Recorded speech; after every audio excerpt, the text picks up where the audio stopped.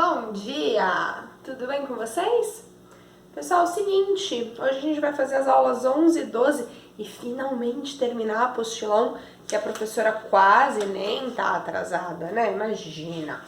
Mas eu já vi certinho, tá? As aulas que nós teremos na apostila 2 a gente vai conseguir, nesse sistema que eu não atraso, né? Então a gente vai conseguir, a não ser que a gente volte até aula presencial, eu não garanto nada. Mas por vídeo eu consigo desatrasar, né? Por vídeo minhas aulas vão um pouquinho mais rápido, porque eu me distraio menos, digamos assim. Vocês estão bem, seus lindos? Tô com saudades de vocês, viu? De verdade mesmo. Participa todo mundo da live hoje pra gente poder, pelo menos, se ver um pouquinho, conversar, né? Eu sei que não é a mesma coisa, mas fazer o quê, né? Vamos ver se quando voltar vocês marcam o meu Convescote, hein? Gente, seguinte, hoje a gente vai falar a respeito de locomoção. Então a gente vai falar, né, sobre esse movimento tão importante que é um movimento que tem deslocamento. Tá, já sei, não saí da frente da lousa. Pronto. Saí. Voltei. Gente, e por que, né, que é bom a gente deixar isso muito claro? Então, é o movimento que gera um deslocamento. Isso é locomoção. Por quê? Porque neste momento aqui, ó, meu corpo tá realizando algum movimento? Sim! Tá, eu tenho coração batendo, eu tenho diafragma baixando e subindo, eu tenho caixa torácica expandindo, reduzindo, eu tenho peristaltismo acontecendo, eu tenho cílios levando muco. Então o tempo todo a gente tem movimento. Aqui, ó, tô movimentando, certo?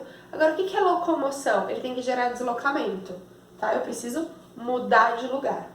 Todo ser vivo tem movimento, mas nem todo ser vivo tem deslocamento, certo? As plantas movimentam suas folhas em direção ao sol, tem crescimento de caule para luz ou fora ela, né? Fototropismo positivo ou negativo. E a gente tem que elas não têm deslocamento, então elas não têm locomoção, mas elas têm movimento, certo? Nós, assim como os demais animais, além de termos um movimento simples, né, nós temos a locomoção, nós temos esse movimento que gera um deslocamento, tá? Eu consigo mudar de posição. E quando eu falo em locomoção, gente, vocês viram como eu tô sucinta? Ó, eu tô aprendendo a diminuir lousa, tá sobrando espaço, dá até pra falar mais coisa. Quando eu falo em deslocamento, a gente tem que ver na sua cabeça, já tem que vir na hora, assim, ó, dois sistemas. Para a gente poder ter deslocamento, nós precisamos de uma ação conjunta entre o sistema muscular e o sistema esquelético, certo? Por quê, gente? Ai, nossa, eu fui atacada pelo meu brinco. Porque a gente tem que a sustentação do seu corpo, ela é feita através do sistema esquelético. Só que você não sabe mexer osso. E, né, para você conseguir se deslocar, você precisa justamente que os ossos mudem de lugar. Então, nós temos que o sistema muscular, mais precisamente, se você lembrar lá do primeiro ano, a gente estudou que existem 3 tipos de músculo, estriado esquelético, estriado cardíaco e liso. Então, a gente está falando aqui do estriado esquelético. Ele está ligado aos ossos por meio de tendões. E quando eu contraio o músculo, eu puxo o osso junto, tá? Então, nós temos que os músculos estriados esqueléticos são os músculos relacionados à movimentação do corpo, ao deslocamento do corpo, certo? Então, para ter deslocamento, para ter locomoção, eu preciso do muscular e do esquelético, certo? O que a gente precisa fazer agora, então? O que é a aula de hoje? Entender um pouquinho do sistema muscular e entender um pouquinho do sistema esquelético. Gente, chega quase que ser uma revisão. Por que chega quase que ser uma revisão? Porque ano passado a gente viu tecido muscular e nos tecidos conjuntivos especiais a gente viu tecido ósseo. Então agora a gente passou de tecido para sistema. Então a gente subiu um nível de organização, mas não muda muita coisa, certo? Então a gente vai começar aqui falando do sistema muscular. Paula, mas a apostila começou pelo esquelético. Eu sei, eu só vi isso depois que eu já tinha feito a lousa e agora paciência, eu vou na outra ordem. Eu sou dessas, né? Gente, o sistema muscular, ele é composto por órgãos chamados músculos. E os músculos, eles têm capacidade de contração. Por quê? Porque eles têm células contráteis. Como é o nome dessas células? Ó, não dá pra colar, não pus na lousa. Gente, miócito ou fibra muscular. Então, se você lembrar um pouquinho lá da sua aula do primeiro ano, os miócitos ou fibras musculares são células com capacidade de contração. Por que elas têm capacidade de contração? Porque dentro dela existem sarcômeros feitos por miofibrilas de actina e miosina, certo? A quitina, a fibra mais fininha, vamos fazer assim, miosina, a fibra mais grossinha. Lembra? A actina está presa na linha Z, a miosina está solta. Quando você contrai o músculo, a tropomiosina, que é a cabeça da miosina, puxa a actina. Quando você relaxa o músculo, ela empurra a actina. Então, a contração e o relaxamento se dá pela distância entre as miofibrilas de actina e miosina. Lembra, isso é importante. Eu nunca diminuo o tamanho da fibra ou aumento o tamanho da fibra. Eu aumento ou diminuo a distância entre elas. O mais comum de você ver a definição de contração é o deslizamento das fibras de actina entre as fibras de miosina, certo? Nossa, Paula, eu queria lembrar disso e eu não lembro. Olha, gente, um ponto positivo para essas aulas de vídeo. Se você não lembra de como funciona a contração de um sarcômero, procura aí no canal, tem a aula de tecido muscular. Esse é o título da aula, é a aula do primeiro ano, tá? Se você quiser assistir, eu explico lá certinho, desenho, sarcômero contraído, sarcômero relaxado, tá? E você pode rever essa matéria do ano passado, que eu sei que você lembra, mas vai que alguma coisinha fugiu, né? Dá pra fazer uma revisãozinha aí rápida, certo? Gente, não precisa disso pra entender a aula de hoje, mas é que, né, é bom a gente saber o todo e não o segmentado. E aí, esse tipo de célula existe na gente? Sim, mas só na gente? Não, desde plateuminto. Então, plateuminto, nemateuminto, anelídeo, molusco, artrópode, equinodermo e cordado têm células contráteis. Faltou quem? Porífero e quinidário. Paulo, então porífero e quinidário não sabem contrair? Jamais eu disse isso. Falei que eles não têm células contráteis, eles não têm miócitos, eles não têm fibras musculares. Mas se a gente for pensar um porífero, o porífero, coitado, né? Uma esponjinha, Cécio, fica lá. Ela não tem mesmo. Mas se a gente for pensar nos quinidários, os quinidários já possuem miofibrilas de actina e miosina, já fazem contração, tanto ali os pólipos, né, na região da gastroderme, como eles já têm um arco reflexo simples, né, então eles conseguem se contrair quando chega um predador. E nós temos que as águas-vivas, elas têm jato-propulsão, e essa jato-propulsão precisa, sim, de contração e relaxamento.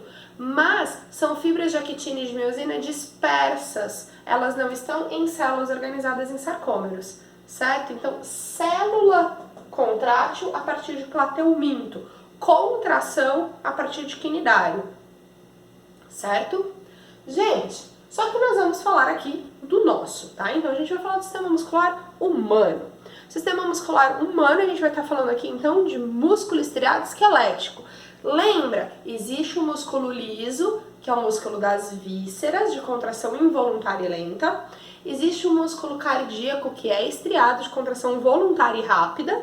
Mas a gente está falando aqui de músculo estriado esquelético, que é de contração rápida, porém voluntária. Eu decido, bíceps contraia, bíceps relaxe, certo? E quando eu faço isso, eu puxo o osso, eu tenho movimento. Gente, nós temos que entender aqui uma coisa. Antagonismo muscular. O que é isso? Nós temos que a contração muscular é muito rápida, mas o relaxamento muscular, ele é lento. Aí você fala, Paula, mentira, você que quis fazer assim, porque se eu quiser fazer bem rápido, ó, eu consigo. Por quê, gente? A grande maioria dos nossos músculos estriados esqueléticos, eles trabalham aos pares. Então você sempre vai ter um músculo e o parzinho dele faz o contrário do que ele faz. Como assim? Gente, não adianta, né? O exemplo clássico, faltou a professora Bombaga agora para poder mostrar. O bíceps, eu ia levantar a blusa, não vou nem, né, para passar mais vergonha. O bíceps e o tríceps, certo? Quando eu tô assim com o meu braço, olha a extensão da professora, que parece que vai dobrar o braço pro lado errado. péssima sobre bullying, né? Eu faço de propósito. Então a gente tem, desculpa, que quando eu tô assim, eu estou com o bíceps relaxado e com o tríceps contraído. Quando eu faço isso aqui, eu contraí o bíceps e relaxei o tríceps. Gente, então na verdade, quando você faz esse movimento, ele é rápido porque quem fez ele foi a contração do bíceps. E esse movimento é rápido porque foi a contração do tríceps. Entendeu? Que como eles estão de parzinho, você não precisa esperar o músculo relaxar, o outro contrai e puxa ele, obriga ele a relaxar rápido. Então nós temos que esse antagonismo muscular é o que faz com que a gente consiga fazer os dois movimentos de forma rápida. Senão a contração seria rápida e o relaxamento seria lento. Continua sendo contração rápida e relaxamento lento, mas como eu contraí o outro músculo, ele puxou aquele e fez ser mais rápido. Você já deve ter escutado uma palavrinha chamada tônus muscular. O que é tônus muscular? A gente tem que entender que quando eu falo em músculo relaxado e músculo contraído, são maioria das fibras relaxadas, maioria das fibras contraídas, tá? A gente nunca contrai o músculo inteiro, nem nunca relaxa o músculo inteiro. Sempre tem algumas fibras que estão contraídas e algumas fibras relaxadas, né? Quando eu contraio, a maioria está contraída, quando eu relaxo, a maioria está relaxada. E por que isso é importante, gente? Alguns músculos do seu corpo te dão sustentação, certo? Se eu tiver aqui, relaxar totalmente os músculos do pescoço, ele cai. O que acontece quando o pai está dormindo, roncando no sofá de domingo? E aí o que acontece? Seu corpo tem que manter isso contraído. Só que, poxa, passar o dia inteiro contraído da fadiga, né? Você deve lembrar que os nossos músculos, eles cansam de ficar muito tempo contraído, né? Da tal da fadiga muscular. Então a gente tem que o que seu corpo faz? Ele mantém parte das fibras contraídas. E aí ele vai trocando as fibras. Agora você relaxa, essa aqui contrai. Agora essa relaxa, a outra contrai. E assim ele consegue manter sempre o músculo contraído, mas as fibras estão se alternando para não fadigar, certo? Para eu ficar aqui em pé, gente, eu tô com vários músculos da perna contraídos, certo? Se eu passar muito tempo em pé, ele vai ter que começar a trocar as fibras, porque senão vai me dar cãibra.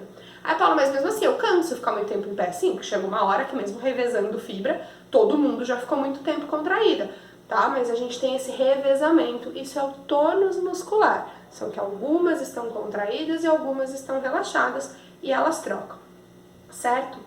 Gente, quando eu vou fazer um movimento do músculo, eu tenho que saber de duas coisas, da tensão e da resistência. O que é a tensão? É a força que o meu músculo exerce no objeto. O que é a resistência? A resistência nada mais é do que a força que o objeto exerce no meu músculo. Então eu vou pegar aqui esse vasinho e vou querer fazer o mesmo movimento que eu estava fazendo antes com o vasinho na mão.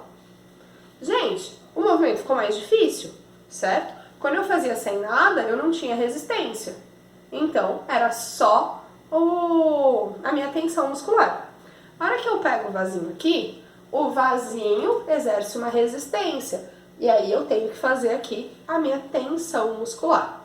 Só que mesmo assim, eu tô conseguindo dobrar o músculo e tô conseguindo relaxar o músculo.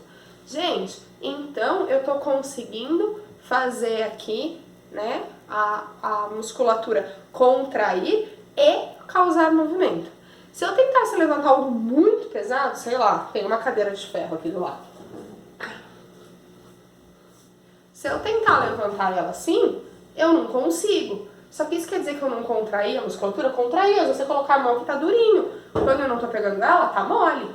Então a gente tem que eu posso contrair e conseguir fazer movimento e contrair e não fazer movimento, certo? Isso é o tal do exercício isométrico e...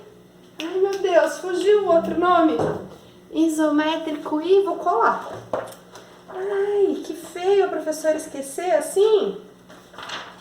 Contração isométrica quando eu não mexo. E contração isotônica quando eu mexo. Desculpa, tá, gente? Então, quando tem movimento e quando não tem movimento. Certo? Mas dos dois jeitos eu contraí o músculo. Eu sinto ele enrijecendo. Eu sinto ele reduzindo mesmo sem conseguir puxar. Ok? Gente, e nós temos que lembrar que existem dois tipos de fibras. Você possui as duas, dá pra treinar o aumento de um tipo, mas nunca zerar. Tipo, eu nunca vou ter só fibra branca ou só fibra vermelha. Eu posso aumentar a proporção de uma fibra sobre a outra. E isso geneticamente também nós já temos mais de um tipo de fibra do que do outro. Vamos pensar aqui um pouco. Todo mundo já comeu frango assado? Quando você pega o frango assado, a cor da carne da coxa é a mesma da cor da carne do peito? Não, né? A gente tem que o peito ele é bem branquinho e a coxa ela é mais vermelhinha. Então a gente vai chamar de fibra vermelha e de fibra branca. Gente, a fibra vermelha também pode ser chamada de fibra do tipo 1. O que seriam essas fibras? Por que elas são vermelhas? Elas são vermelhas porque elas têm grande quantidade de hemoglobina. Hemoglobina é feita de ferro, portanto vermelho. Só calma aí, se tem muita hemoglobina, é porque essa fibra vai estar pegando muito. O que a hemoglobina faz? Oxigênio. Se eu tenho muito oxigênio, quem que vai usar o oxigênio? Mitocôndria. Então, fibra vermelha tem muita hemoglobina, muito oxigênio, muita mitocôndria.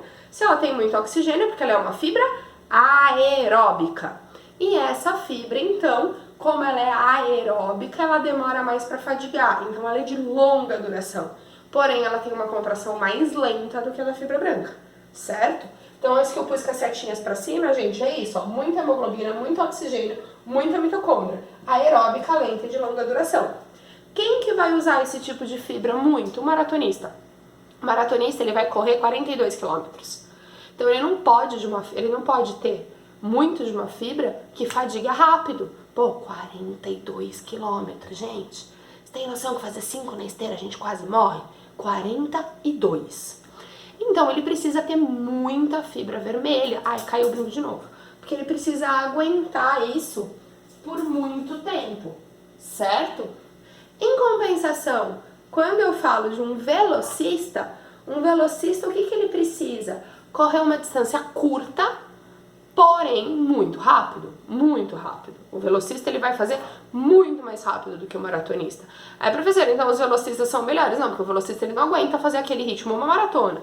Ele aguenta fazer 100 metros, 200 metros, certo? Então são coisas diferentes. E aí quando a gente fala de um velocista, ele vai ter muita fibra branca. Por que a fibra é branca? Porque tem pouca hemoglobina. Se tem pouca hemoglobina, vai ter pouco oxigênio. Consequentemente, pouca mitocôndria. Fibra anaeróbica. Muito rápida, porém de curta duração. Certo? Tá tudo escrito aqui. Bonitinho. Lembram disso? Tudo lindo? Posso falar de esqueleto? Gente, esqueleto. Então, quando eu falo em esqueleto, primeiro de tudo, né? Aqui a gente tá falando de esqueleto humano. Mas na sua cabeça tem que vir o que é esqueleto. Esqueleto é aquilo que dá sustentação ao corpo, certo?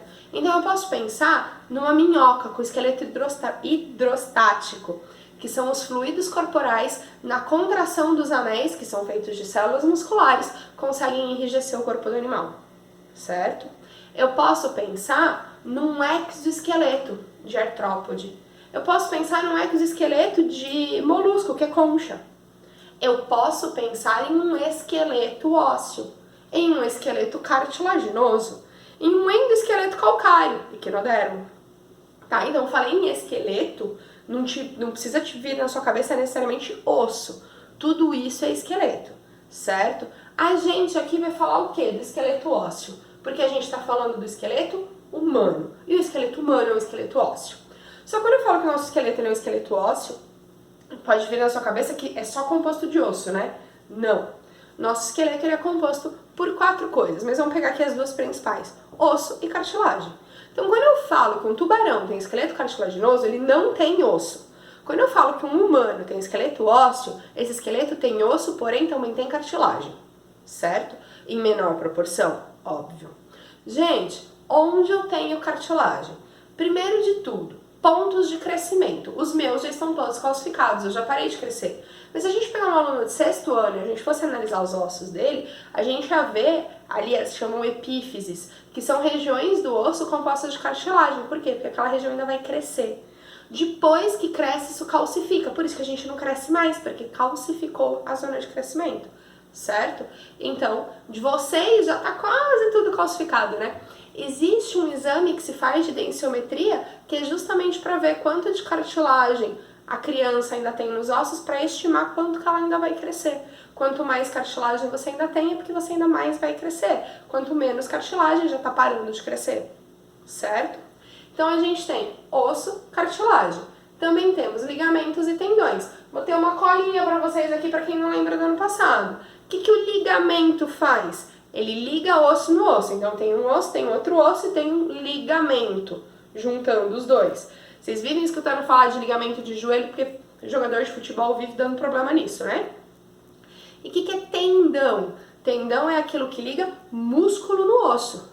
Gente, por exemplo, o bíceps. Por que o bíceps chama bíceps? Porque ele tem 2 tendões.